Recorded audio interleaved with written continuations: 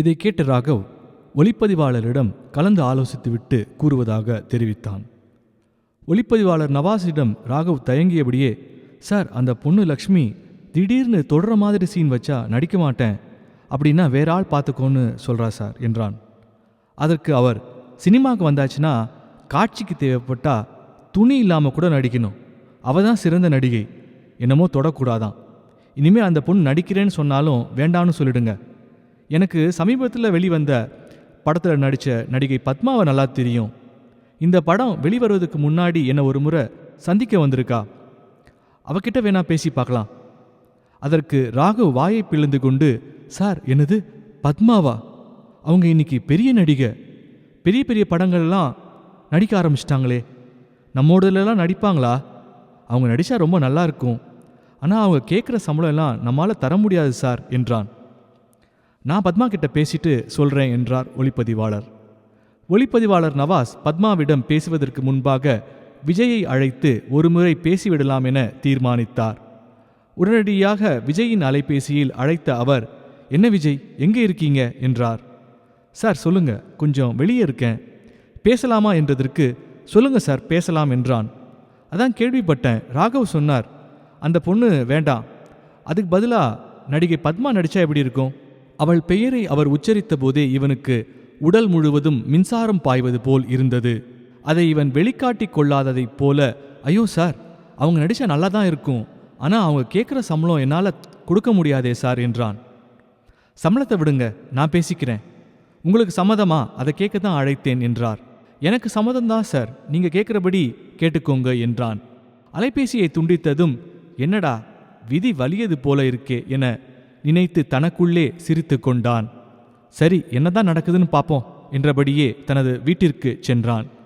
வீட்டிற்குள் நுழைந்ததும் அவனது அம்மா இவனிடம், யாரோ வந்து இதை உன் பெயர் சொல்லி கொடுத்துட்டு போனாங்க என்றார். அதனை பார்த்தபோது சினிமா தொழில்நுட்ப கலைஞர்கள், இயக்குநர்கள், நடிகர்கள், நடிகைகளின் விவரங்கள் மற்றும் அவர்களின் விலாசங்கள் இடம்பெற்ற டைரியில் இவனது பெயரையும், அந்த டைரியில் தான் ஒரு இசையமைப்பாளர் என்றபடி விளம்பரம் கொடுத்திருந்ததால் அதற்கான ஒரு பிரதியை அந்நிறுவனம் கொடுத்திருந்தனர்.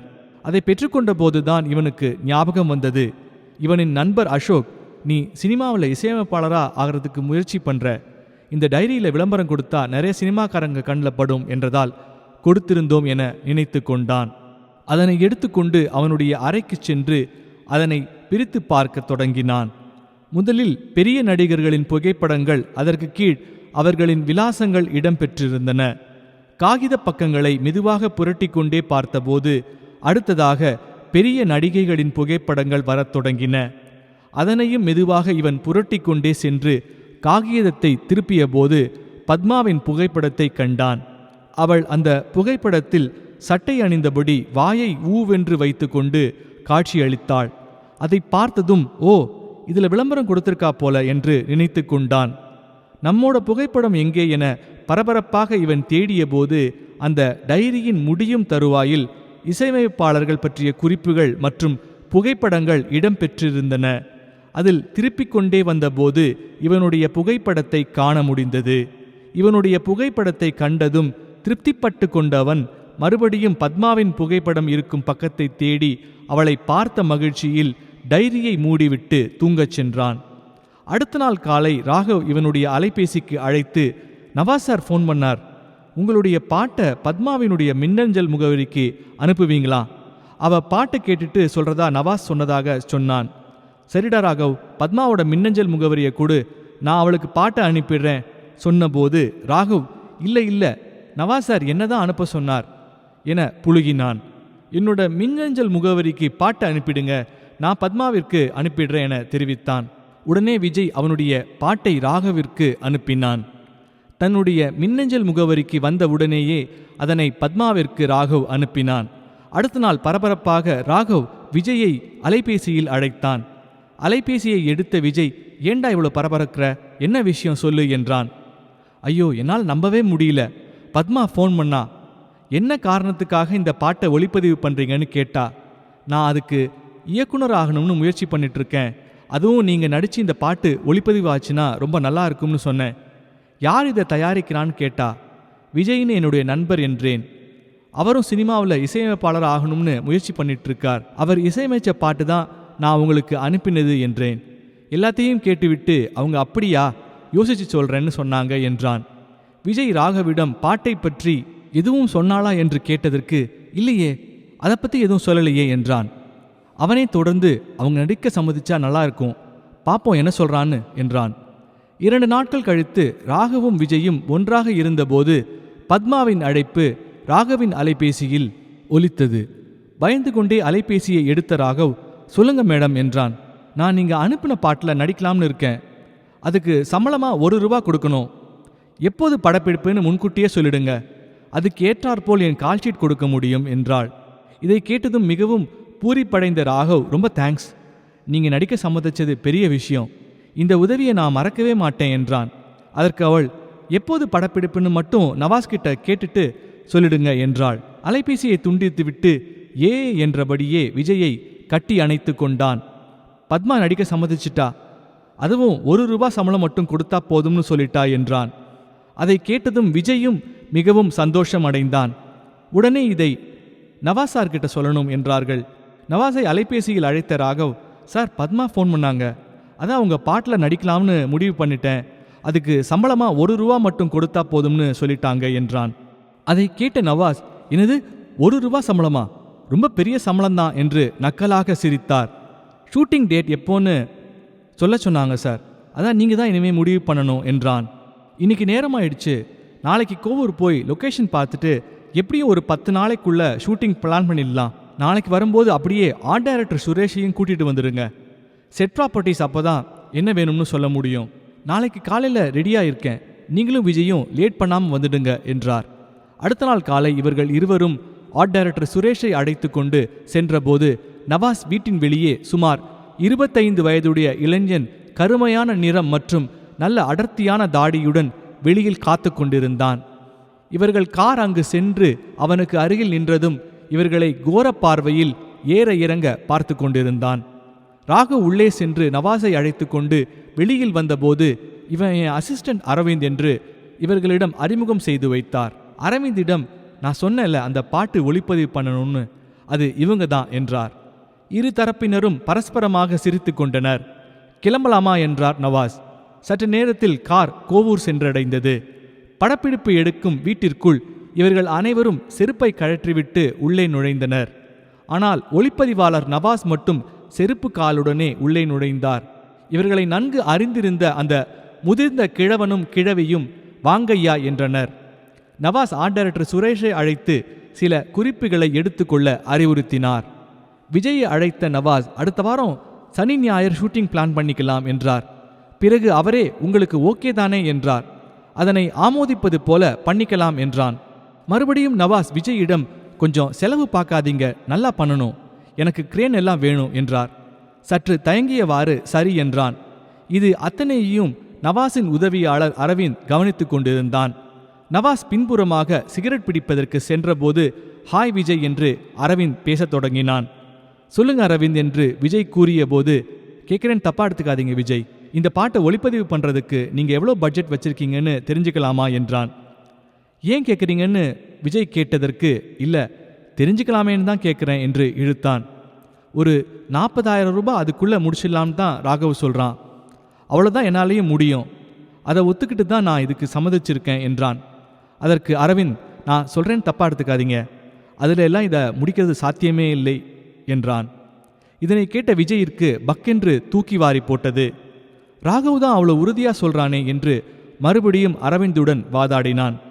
விஜய், ராகவுக்கு என்ன சினிமா அனுபவம் இருக்குன்னு சொல்லுங்க, அவனே ஒரு கத்துக்குட்டி என்றான். சரி அரவிந்த், இதை எவ்வளோல இருந்தால் இதை ஒழுங்காக முடிக்க முடியும் என்று கேட்டதற்கு, எப்படியும் இது ₹1,00,000 மேலே தாண்டிடும் என்றான். இதை கேட்டதும் அடையப்பா என்று வாயை பிழைந்தான் விஜய். இன்னும் 1 வாரத்தில் ஷூட்டிங் போகலாம்னு நவாஸ் சார் சொல்லிட்டார், அதனால் உங்களால் சமாளிக்க முடியுமான்னு யோசிங்க விஜய் என்றான் அரவிந்த். நவாஸ் சிகரெட் பிடித்து முடித்துவிட்டு உள்ளே நுழைவதை கண்ட அரவிந்த் அவர் வருவதை அறிந்து விஜயுடனான தனது பேச்சை நிறுத்தி கொண்டான்.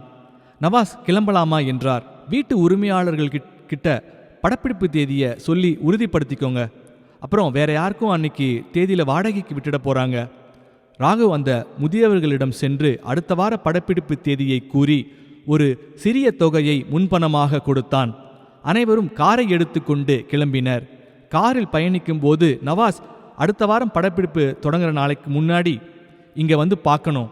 ஆர்ட் டைரக்டர் சுரேஷிடம் உங்கள் வேலைகளையும் முந்தின நாளே துவங்கிடுங்க. பத்மா கிட்டேயும் உறுதிப்படுத்திடுங்க.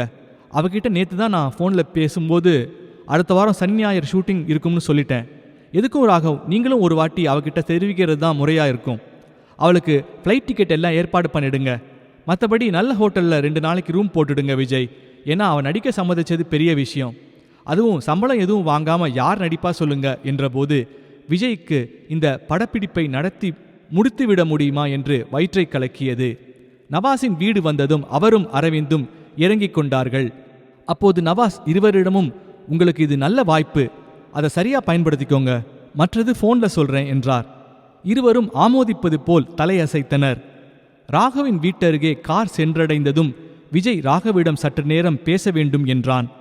காரை ஓரமாக நிப்பாட்டிவிட்டு, ஏன் ராகவ், நம்ம வச்சிருக்கிற பணத்தில் இந்த பாட்டை எடுத்து முடிச்சிட முடியுமா என்று கேட்டான் விஜய். ஏன் முடியாது, அதெல்லாம் முடிச்சிடலாம், எனக்கு நம்பிக்கை இருக்கு என்று பிதற்றினான். அதை கேட்டு கடுப்பான விஜய், ஏதோ என் தம்பியோட நண்பன் நீங்கிறதுனால தான் நான் உன் மேலே நம்பிக்கை வச்சு இறங்கினேன். இப்போ கூட ஒன்றும் இல்லை. நவாஸ் கிட்ட போய், சார் நீங்கள் சொல்கிற மாதிரியெல்லாம் எங்களோட பட்ஜெட் தாங்காது, அதனால் அப்புறம் பண்ணிக்கலாம்னு சொல்லிட்டு விலகி விடுவேன் என்று குண்டை தூக்கி போட்டான். அதற்கு ராகவ், என்ன விஜய் இவ்வளோ கோவப்படுறீங்க? பத்மா நடிக்க சம்மதிச்சதெல்லாம் பெரிய விஷயம். யாருக்கு இப்படி அமையும் சொல்லுங்க, அதுவும் பணமே இல்லாமல்.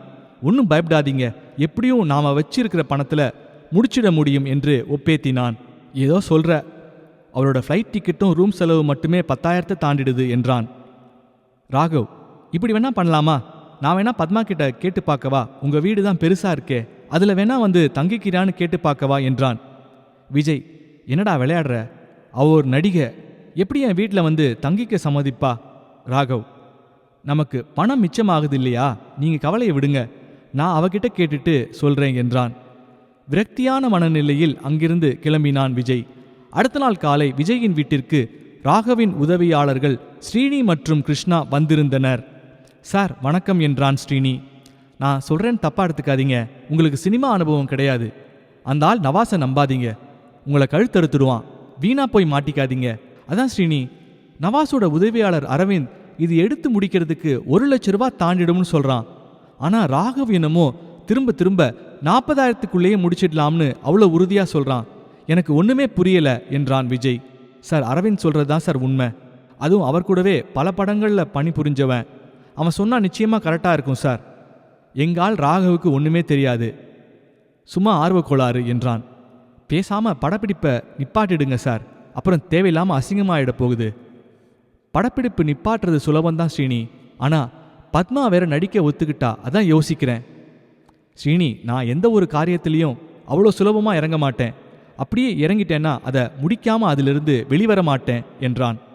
ஸ்ரீனி, சார், நவாஸ் பொல்லாதவன். நீங்கள் நினைக்கிற மாதிரி பெரிய பெரிய இயக்குனர்களையே கோபம் வந்து அடிச்சிருக்கான். அவனை சமாளிக்கிறது ஒரு பெரிய திமிங்கலத்தை சமாளிக்கிறது மாதிரி என்றான். அதற்கு விஜய், பார்த்துக்கலாம் சீனி, போய் அடுத்து ஆகிற வேலை என்னன்னு பாருங்க, எப்படியும் படப்பிடிப்பை நடத்துகிறோம், அதில் நான் உறுதியாக இருக்கேன், போங்க என்றான். இதன் தொடர்ச்சி அடுத்த பதிவில். இந்த பதிவை கேட்கும் வாசகர்கள் நீங்கள் கேட்பதோடு மட்டும் அல்லாமல் இதனை உங்கள் நண்பர்களுக்கும் அறிந்தவர்கள் வட்டத்திற்கும் பகிருமாறு தாழ்மையுடன் கேட்டுக்கொள்கிறேன். இந்த வீடியோ பிடிச்சிருந்தா லைக் பண்ணுங்க, ஷேர் பண்ணுங்க, கமெண்ட் பண்ணுங்க. அதே போல சப்ஸ்கிரைப் பண்ணாதவங்க சப்ஸ்கிரைப் பண்ணிக்கோங்க. அப்பதான் தொடர்ச்சியாக நம்ம போடக்கூடிய எல்லா வீடியோஸும் வரும். அடுத்த பதிவில் சந்திப்போம். நன்றி, வணக்கம்.